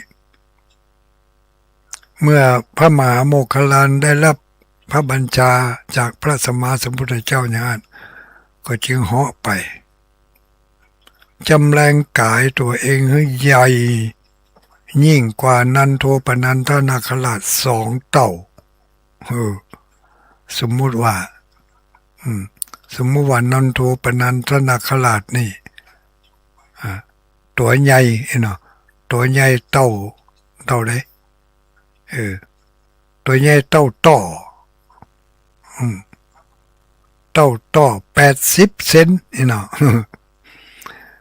แต่ว่าพระมหาโมคคัลลานะนี่จำแรงกายให้ใหญ่เท่าต่อมีความขนาดมีความใหญ่ขนาด150 เซนโตก็ว่าจะอมนันโทปนันทนาคราชได้แหละว่าอันเถอะแต่นันโทปนันทนาคราชก็บ่ยอมถึงแม้ว่าจะตัวใหญ่กว่าแต่กัดฟันสู้ได้แสดงอิทธิฤทธิ์พ่นไฟออกมาพ่นไฟพิษออกจากปากหวังที่จะเผาไหม้พญานาคตัวใหญ่ๆนี่คือไหม้เป็นจุนไปเลยแต่ว่าควันพิษอย่างต่างๆเมื่อพ่นออกมาจากปากของนันโทปนันทนาคราชแล้วพอมาถึงพระมหาโมคคัลลานะที่เป็นพญานาคตัวใหญ่นั่นก็กลับกลายเป็นน้ำอันใสบริสุทธิ์มหดมาหล่อมีสารพิษต่างๆติดมาก็กลับกลายเป็นดอกไม้ถูกเทียนเข้ามาตกส่องหน้าส่องตาพระมหาโมคคัลลานะไปแห่ไปทุกไปเสี่ยงนันโทปนันทนาคราชจะยังได้ก็ได้ใจความห้อนพ่นมาก็กลายเป็นไอน้ำไปเหใจอาวุธหอกดาบพ่นออกมาก็กลายเป็นดอกไม้ถูกเทียนปูจาไปเหเข้านันโทปนันทนาคราชก็ยอมกับคำนี้ไหวสาละผมยอมแล้วท่านจะไปทางใดก็ผมจะขอเปิดทางให้นันโทพระมหาโมคคัลลานเขาบอกว่ายอมก็ดีแล้วเพราะฉะนั้นพระมหาโมคคัลลาก็เลยคลายเนรมิตจากเป็นตัวนาคแล้วก็คลายจากนาคมาเป็นทุเจ้าสปายบาทเหมือนเดิมนันโทปนันทนาคราชก็คลายคดออกมาจำแรงจากพญานาคตัวใหญ่ๆก็หดตัวกายเป็นเบาหนุ่มนั่งทรงหน้าพระมหาโมคคัลลานพระมหาโมคคัลลานก็เลยพานันโทปนันทนาคราชนี่เข้าไปไหว้พระพุทธเจ้าแล้วก็ฟังธรรมเทศนาพระพุทธองค์แสดงธรรมให้ฟังก็ประกาศตนประกาศตัวขอยอมรับนับถือพระพุทธศาสนาเป็นศาสนาประจำจิตประจำใจของตัวเองตลอดมาคาถาบทนี้อยู่ใน อยู่ในพาหุงเก้าบังที่ว่าพาหุงเก้าบังนะที่ว่าพามานาอุกัสสะนะทุเอนั่นนะบทนี้อยู่ที่ว่าณตัวนี้ก็คือนันโทปนันทะภูชคังวิภูทังมหิตทิงปุตเตนะคาถาบทนี้พามานาอุกัสสะนะทุเอพระโมคคัลลานะปราบนันโทปนันทนาคราชด้วยอิทธิฤทธิ์ของท่านมีอยู่ครั้งหนึ่งพญาลาหูอสุรินทราหู ราหูที่เป็นจังอมจันทร์นั่นแหละพระราหูอมจันทร์พระราหูนี่พระจันทร์นี่เรียกว่าจันทะแล้วก็เป็นคู่กับพระอาทิตย์ด้วยนะพระอาทิตย์กับพระจันทร์เป็นคู่กันพระอาทิตย์เป็นปีพระจันทร์เป็นน้องไอ้กะฮะเนาะดูเหมือนจะอย่างนั้นแล้วก็พระอาทิตย์นี่มีแสดงฤทธิ์ในตอนกลางคืนพระจันทร์มีการแสดงฤทธิ์ในตอนกลางคืนแสดงรัศมีสว่างไสวพระอาทิตย์นี่มีอิทธิฤทธิ์แสดงรัศมีในตอนกลางวันสุริยันจันทราเป็นคู่กันสุริยันก็คือพระอาทิตย์จันทราก็คือพระจันทร์พระอาทิตย์กับพระจันทร์นี่ที่เขาจังเข้าใจกันว่าพระอาทิตย์อมพระจันทร์หรือพระจันทร์อมพระอาทิตย์หนึ่งความจริงเป็นว่ามีราหูพระราหูนี่อมถึงสองพระราหูอมจันทร์พระราหูอมพระอาทิตย์เห็นนะไม่ใช่พระอาทิตย์อมพระจันทร์ไม่ใช่พระจันทร์อมพระอาทิตย์แต่มีพระราหูมาอมวันดีคืนดีพระราหูอมพระจันทร์วันดีคืนดีถ้าสุริยคราสเกิดตอนกลางวันก็เรียกว่าพระราหูอมพระอาทิตย์เนี่ยถึงพระราหูถึงพระอาทิตย์ถึงพระจันทร์นี่ถูกพญาราหูนี่รังแกอยู่ตลอดมีอยู่ครั้งหนึ่งองค์พระสัมมาสัมพุทธเจ้าก็ได้รับ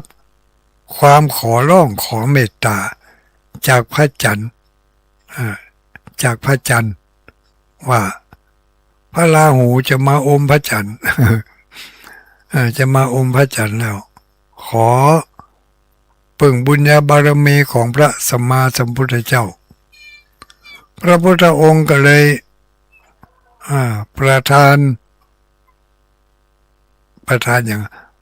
พระโอกาสให้กับพระมหาโมคคัลลานะบอกว่า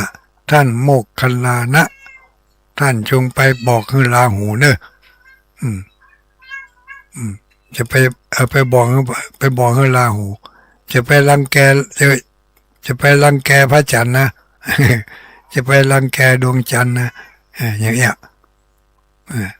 แล้วก็พระมหาโมคคัลลานะก็ไปแสดงอิทธิฤทธิ์คือพระราหูได้ฟัง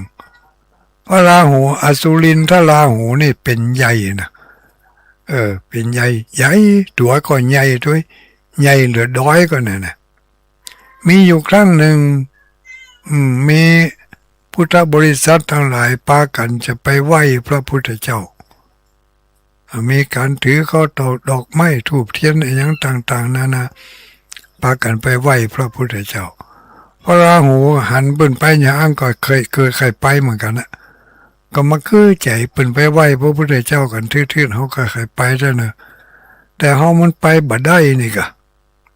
ตัวเขาใหญ่เหลือพระพุทธเจ้าหลายร้อยเต่า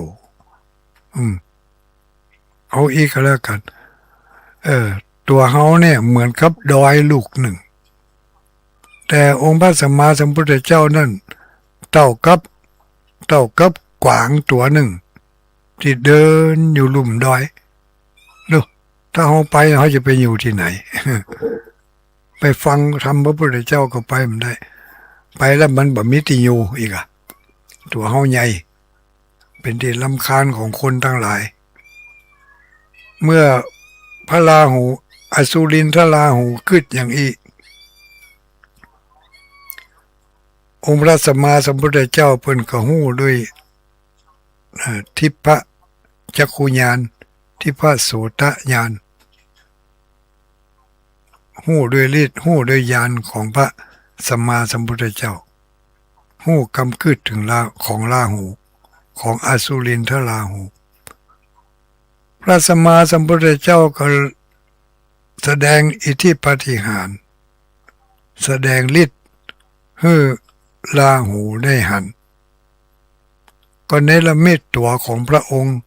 ให้ใหญ่กว่าลาหูทำ2 เท่าตัว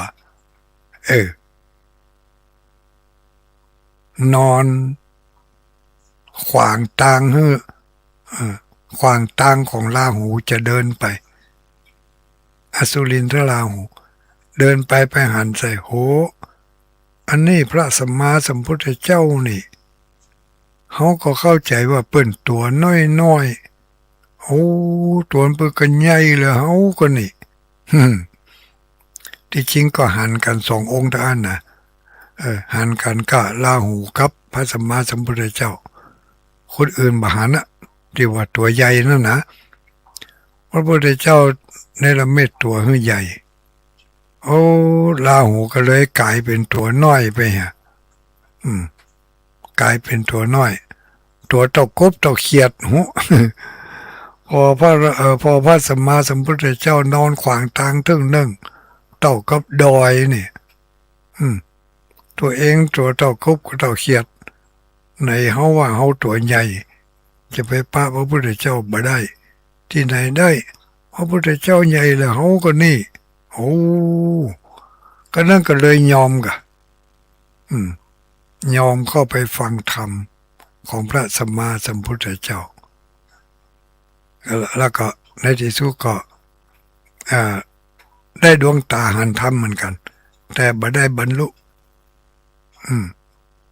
อสุรินทราหูนี่นะมาได้บรรลุแล้วพระพุทธองค์ก็ได้ทำนายว่าอสุรินทราหูนี่จะได้เป็นพระสัมมาสัมพุทธเจ้าในอนาคตการ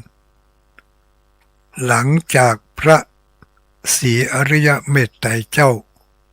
ได้ตรัสรู้เป็นพระพุทธเจ้าไปแล้วแถม10 แผ่นดิน10 แผ่นดินก็คือแผ่นดินที่1ก็คือแผ่นดินเกิดขึ้นมาแล้วก็อยู่ไปจนกระทั่งแผ่นดินนี่ถูกไฟประไลกันเผาไม่จุนไม่เป็นจุนบ่เหลือยังสักอย่างลอยอยู่กลางอากาศเบื้องว่างจากนั้นก็มีธรรมชาติค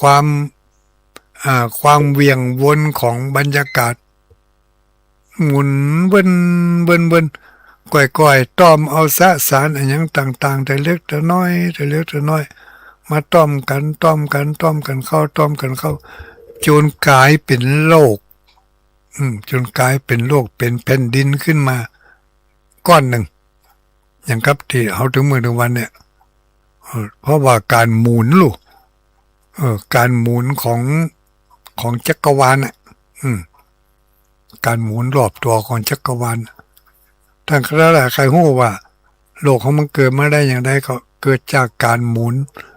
รอบตัวของจักรวาลไม่มีเศษเซลล์อย่างต่างๆก่อยติดกันมาแต่น้อยในที่สุดพอมันหยุดหมุนแต่น้อยก็เริ่มจะหันเป็นก้อนขึ้นมามันผูกลองพอกันได้นะเอาผงกาแฟก็ได้เนาะผงชาก็ได้กาแฟก็ได้ที่เป็นผงน้อยๆนะจะเป็นเศษผงอะไรยังก็ได้เอาจมลงไปในน้ำแก้วเอาจมลงไปในแก้วเห็นน้อยสักสัก5 เม็ด10 เม็ดก็แล้วกันเนาะเป็นเม็ดกาแฟสัก5 เม็ด10 เม็ดแล้วเอาใส่ลงไปในน้ำที่ในแก้วที่มันบละลายนั่นนะที่มันบละลายแล้วก็เอาไม้เอาจ้อนเขากลนี่กลหมุนนะหมุนรอบแก้วคือน้ำนั่นหมุนเวียนน่ะหมุนวนเขาจะหันสสารที่ ตกลงไปในแก้วตอนที่น้ำหมุนนั่นทีแรกมันจะหมุนอยู่รอบแก้วอ่าต่อไปมันก็จะก้อยๆต้อมเข้าไปรวมกันอยู่ที่ใจกลางของแก้วของน้ำหมุนน้ำวนฉันใดโลกของเขาก็คงจะเป็นอย่างนั้นน่ะเกิดจากการหมุนแรงเวียงของจักรวาล เกิดเอาคนเดียวนะเออเกิดจากการแรงหมุนแรงเวียนของจักรวาลสสารต่างๆก็มาต้อมกันแต่น้อยแต่น้อยแต่น้อยแต่น้อยจนกลายเป็นก้อนโลกอันนี้หนึ่งแผ่นดินแล้วมือเหมือนไป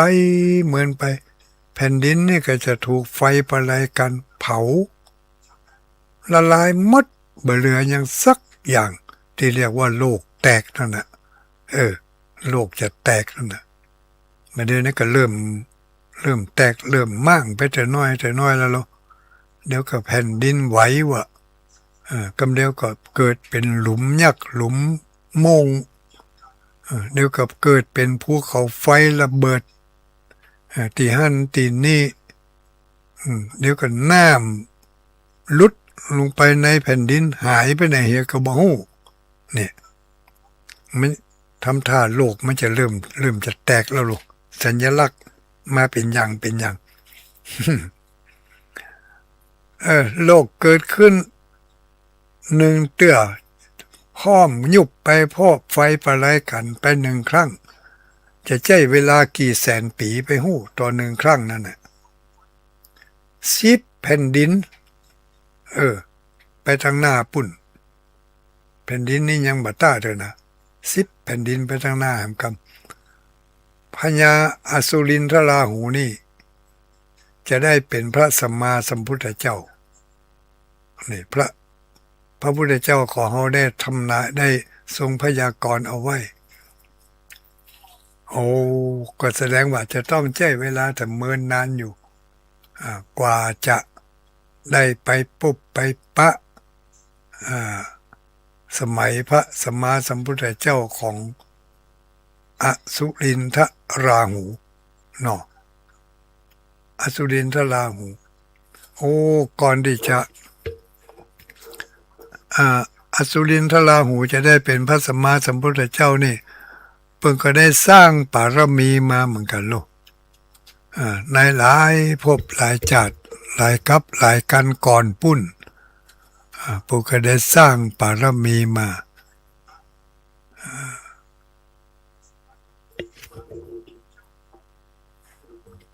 สร้างบารมีเป็นที่เรียกว่าเป็นอะไรอย่างก็เป็นพระโพธิสัตว์เป็นพระโพธิสัตว์มีอยู่สมัยหนึ่ง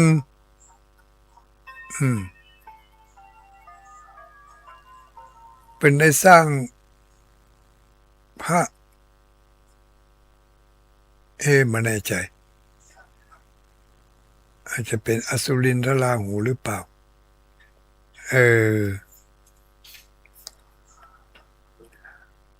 ได้เป็นได้สร้างบารมีมาเป็นบารมี10 ทัศเหมือนครับองค์พระสัมมาสัมพุทธเจ้าของเขาเนี่ยนะพระพุทธเจ้าทุกพระองค์นี่จะได้เป็นพระพุทธเจ้านี่เป็นสร้างบารมีเป็นพระโพธิสัตว์เหมือนกันทุกองค์นะแต่ละองค์ก็สร้างสะสมบารมีมา10 ทัศบารมี10บารมี30นั่นน่ะทุกพระองค์เลยตั้งแต่ตานะบารมีตศีลบารมีเมตตาปัญญาบารมีแล้วก็เมตตาบารมีอุเบกขาบารมีเนี่ย10 อย่างเนี่ยบารมี10 อย่างนี้พระพุทธเจ้าทุกพระองค์ต้องได้สร้างมาเหมือนกันหมดที่เขาอยู่ถึงเมื่อถึงวันนี้ก็บ่แน่จะมีไผผู้ใดผู้หนึ่งหรืออาจจะเป็นสัตว์ตัวใดตัวหนึ่งที่กำลังสร้างบ ารมีเป็นพระโพธิสัตว์อยู่ที่เฮาได้สัมผัสอาจจะเป็นสัตว์ที่เฮาได้เลี้ยงที่ใกล้ชิดเฮานี่อาจจะเป็นตัวใดตัวหนึ่งที่เป็นพระโพธิสัตว์ก็ว่าได้นะที่เฮาได้เลี้ยงได้ดูถึงมื้อถึงวันเนี่ยเพราะมันอยู่ใกล้มนุษย์นี่เนาะสัตว์เหล่านั้นตัวใดตัวหนึ่งอาจจะเป็นพระโพธิสัตว์ที่มากำลังสร้างบารมีอาจจะเป็นขันติบารมีมีความอดความทนมีความซื่อสัตย์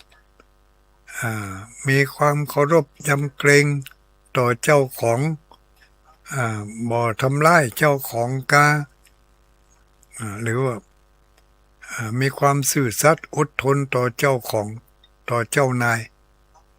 อาจจะเป็นสัตว์ที่เป็นพระโพธิสัตว์ที่มาสร้างบารมีกับเฮาก็ได้อันนี้ก็บ่แน่นอนเพราะอะไรอย่างเพราะเฮาบ่สามารถที่จะฮู้ได้ว่าสัตว์เหล่านี้ที่เฮาเลี้ยงเฮาดูถึงมื้อถึงวันเนี้ยอาจจะมีบุญมากกว่าเฮาในแห่งภพหนึ่งแต่เขาบ่สามารถที่จะได้รับผลของบุญอันนั้นได้เตื้อเพราะว่าเขากำลังเสวยชาติเป็นสัตว์อยู่ก็จึงบ่มีบุญบารมีเท่ากับเฮาเป็นมนุษย์นะแต่คนโบราณที่เพิ่นบอกว่าเฮาบ่ควรรังแกสัตว์เลี้ยงของเฮาด้วยความหยาบคายด้วยกิริยาอันบ่เหมาะสม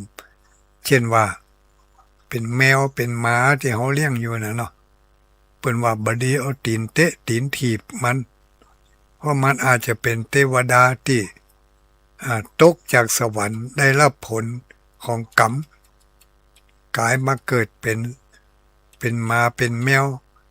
แต่ได้มาอยู่ใกล้ชิดกับคนพอคอยดูแลเพิ่งอาศัยบารมีของมนุษย์นี่ก็เฮาต้องสังเกตพอสัตว์กี่ตัวที่บ่ได้อยู่ใกล้ชิดกับเฮาอยู่ไกลจากเฮาไปเฮาบ่ได้เลี้ยงบ่ได้ดูบ่ได้พอได้คอยแต่สัตว์ตัวที่อยู่ใกล้ชิดกับเฮาเนี่ยเขาพอคอยดูแลเลี้ยงดูอย่างดีเป็นบุญอย่างหนึ่งของเขานะที่เขาได้สร้างสมบุญมาอาจจะเป็นสัตว์ที่ในชาติก่อนที่จะมาเป็นสัตว์ที่เขาได้เลี้ยงเนี่ยเขาอาจจะเกิดเป็นมนุษย์เป็นเทวดาเป็นมนุษย์เคยทำบุญสุนทานเคยให้ทานมาอย่างนักเคยให้ทานด้วยของทานอย่างดีเกิดมาจากนี้ถึงแม้จะเกิดเป็นสัตว์แต่ก็เป็นสัตว์ที่ได้รับผลบุญจากการเลี้ยงดูของมนุษย์ก็คือเฮาเนี่ยได้เลี้ยงดูอย่างดีบ่ให้อดบ่ให้กั้นบ่ให้ได้รับความลำบากมีที่อยู่ที่นอนอย่างดีบางคนยังตัดเสื้อตัดผ้าให้หนุ่ม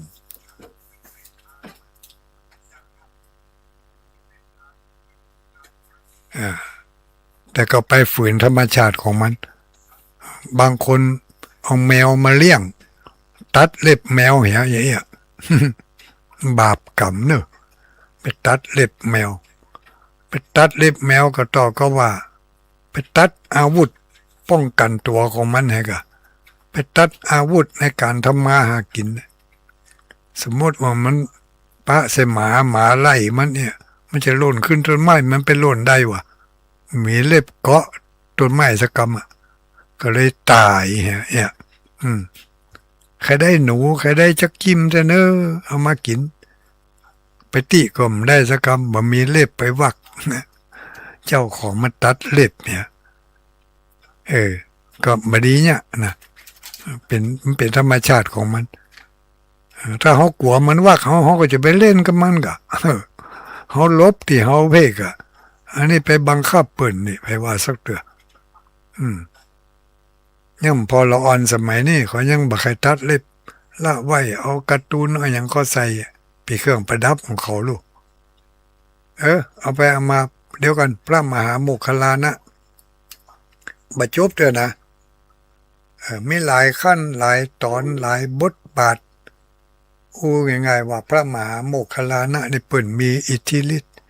มีฤทธิ์มีเดชมีอานุภาพสามารถที่จะเอาข่าวจาก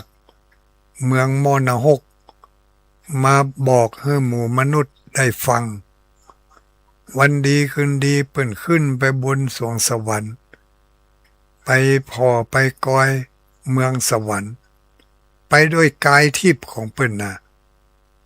ไปด้วยกายทิพย์ของเปิ่นไปเมืองสวรรค์เอาข่าวจากสวรรค์จันนั่นจันนี่เทวบุตรเทวดาตนนั่นตนนี่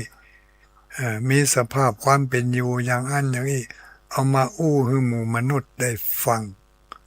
ในสมัยพุทธกาลแต่การนั่นเพิ่นไม่ได้คนเดียวเพิ่นจะต้องต่อหน้าพระสารีบุตรต่อหน้าพระสัมมาสัมพุทธเจ้าเพื่อว่าจะให้พระพุทธองค์ได้รับรองการของท่านบางครั้งการแสดงอิทธิปาฏิหาริย์ท่านก็ไม่ได้แสดงอิทธิปาฏิหาริย์ด้วยตัวของท่านเองท่านเป็นผู้ที่ให้เกียรติแก่คนอื่นท่านอื่นให้เกียรติแก่คนอื่นท่านอื่นพระมหาโมคคัลลานะนี่ประวัติของเพิ่นในเมืองไทยในพระไตรปิฎกก็ว่ามาในพุทธประวัติในเมืองไทยของเขานี่ก็ว่ากันมาอย่างนี้แต่ในประเทศจีนเนี่ยประเทศจีนประเทศเจ๊กนี่นะเพิ่นก็มีประวัติของพระมหาโมคคัลลานะเหมือนกันญาติโยมทั้งหลายวันนั้นไปอ่านปะเขาใส่ประวัติของพระมหาโมคคัลลานะในประเทศจีนเอามาเล่าให้ฟังน้อยหนึ่งเนาะตอนหนึ่งก็แล้วกันถ้าเล่านักเดี๋ยวเวลามันจะบอกเอาตอนน้อยแล้วจะได้แทรกอย่างอื่นเข้าไปด้วยประวัติของพระมหาโมคคัลลานะในเมืองจีนก็มีเพิ่งกันเล่าไว้เหมือนกันแต่ว่าในเมืองจีนนี่เป็นศาสนานิกายมหายานนิกายมหายานเป็นเมืองจีนนะแล้วในญี่ปุ่นก็มีในญี่ปุ่นก็ได้เล่าให้ฟังเหมือนกันไปวันนั้นไปอ่านที่เมืองจีนเพิ่นบอกว่าพระมหาโมคคัลลานะนี่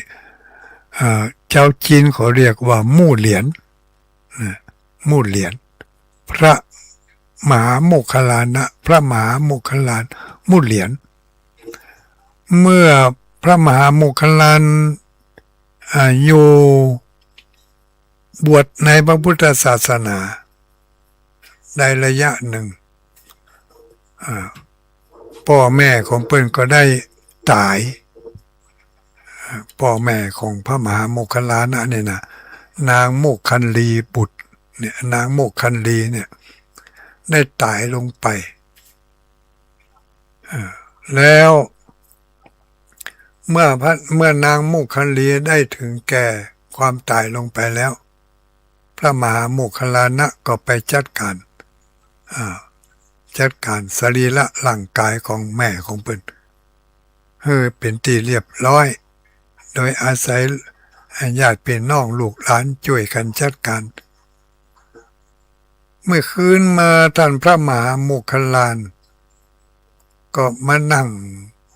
สมาธิภาวนาสำรวจตรวจตาดูว่าดวงวิญญาณของแม่เขาที่ตายไปแล้วเนี่ยเพิ่นจะไปอยู่ที่ไหนเนาะเพิ่นก็ไปซ้อพ่อแม่ของเพิ่นไปซ้อพ่อบนสวรรค์จันใดจันหนึ่งก็บ่มีไปซ้อพ่อ ในโลกมนุษย์ว่าแม่ของเขาจะไปเกิดที่ไหนจ้าไปเสาะหาในโลกมนุษย์บ้านใดเมืองใดประเทศใดโดยเสาะพอหาเขาบ่ปะส่ง GPS เข้าไปสำรวจตรวจตา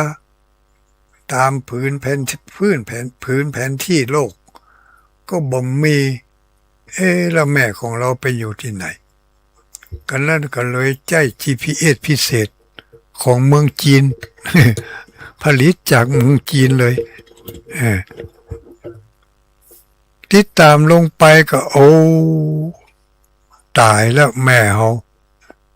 ก็เดียวว่าเกิดเป็นเทวบุตรเทวดาก็เดียวว่าไปเกิดในเมืองมนุษย์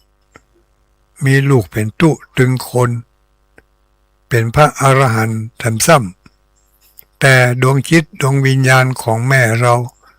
กลับไปตกอยู่ในนรกอเวจีอยู่ในนรกจากนรกก็ได้พระมหาโมคคัลลานะหรือว่าท่านพระมู่เหรียญเนี่ยก็เลยใจพลังจิตไปสำรวจดูทำพิจารณาดูว่าแม่ของเขาไปอยู่ในนรกเปิ้นมีอาหารการกินเป็นอย่างใดเปิ้นจะกินอย่างใดเปิ้นจะนอนอย่างใดจะกินอย่างใดจะนอนอย่างใดใครหู้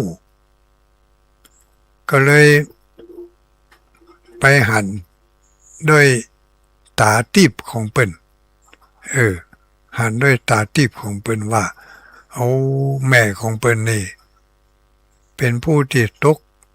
นรกมกไหม้ได้รับข้อกรรมอย่างนักโอ้เป็นที่น่าดีอินดูคุณนาเป็นยิ่งนักเพราะในอดีตแม่ของเขานี่ได้สร้างบาปสร้างกรรมไว้นักหนาป้าป้านตายแล้วดวงจิตดวงวิญญาณไปตกอยู่ในนรกต้องไปทนทุกข์ทรมานด้วยอาหารการกินบางครั้งก็ไปเป็นเปรตเป็นเปรตวิสัยเป็นอสุรกายต้องไปแย่งเข้าน้ำโภชนะอาหารของคนอื่นของสัตว์ตัวอื่นมากินต้องไปลู่กินญาติกินกับสัตว์ตัวอื่นๆที่เปิ่นมีอาหารการกินที่ลูกหลานส่งไปฮื้อทำบุญไปฮื้อแต่แม่ของเฮานี่ต้องไปลู่กินกับหมูสัตว์เหล่านั้นเปรตผีเหล่านั้นพระมหาโมคคัลลานะท่านมู่เหรียญมีความเอ็นดูแม่ของเปิ้นเป็นยิ่งนักก็จึงได้ตั้งจิตอธิษฐานเข้าฌานแล้วก็ส่งพลังจิตที่เป็นข้าวน้ำโภชนะอาหารส่งด้วยพลังจิตเอาเฮอไลเดอร์ เอาเฮอไลเดอร์จิตเอาเฮอแก็บไลเดอร์จิตไปส่งพลังจิตด้วยพลังเอาอาหารเนี่ยนะอาหารทิพย์เนี่ยใส่พลังจิตของเปิ้นแล้วก็ส่งไปให้แม่ของเปิ้นส่งไปให้แม่ของเปิ้นในนรก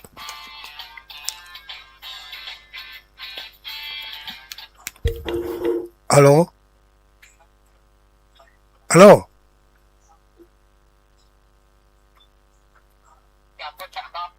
ว่าได้เสียงดับกะ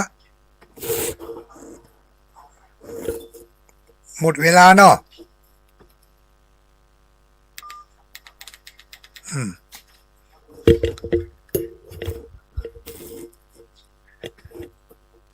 หมดเวลาว่ะ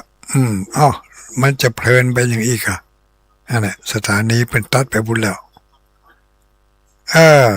ฟังทางออนไลน์ก็เป็นเอาว่าเขาก็ยุดด้วยเปิ่นไปเนาะเมื่อเวลาเปิ่นหมดแล้วเขาก็ยุดไปให้กรรมก่อนไว้เนอะโอกาสหน้าก็มาว่ากันใหม่สำหรับคืนนี้ก็คงจะลาไปด้วยเวลาเดียวกันขอความสุขความสวัสดี จงมีแก่ท่านทั้งหลายทุกผู้ทุกคน อายุวันโนสุขังปลังจนเครียดกินเหล้าจนเครียด กินเหล้า จนเครียด กินเหล้า จนเครียด กินเหล้าจนเครียดกินเหล้า จน เครียดกินเหล้าก็เลยยิ่ง จน ยิ่ง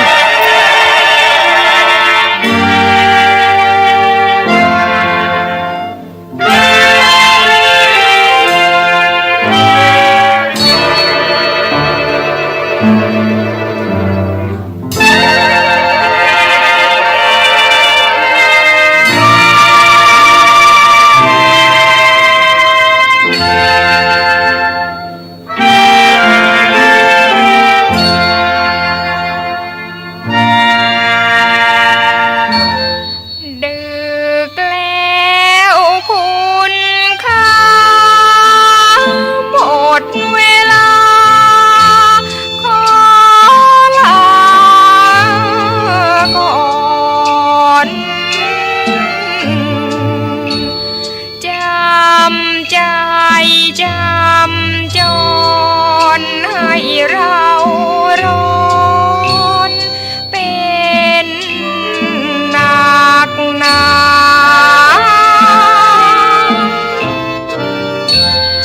ดึ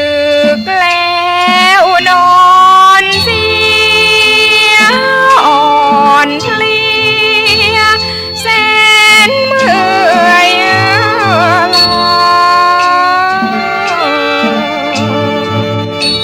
จ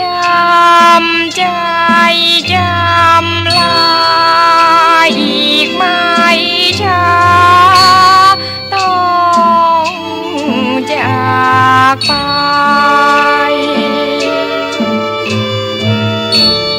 จำใจไกลกันรุ่งอีกวันพบกัน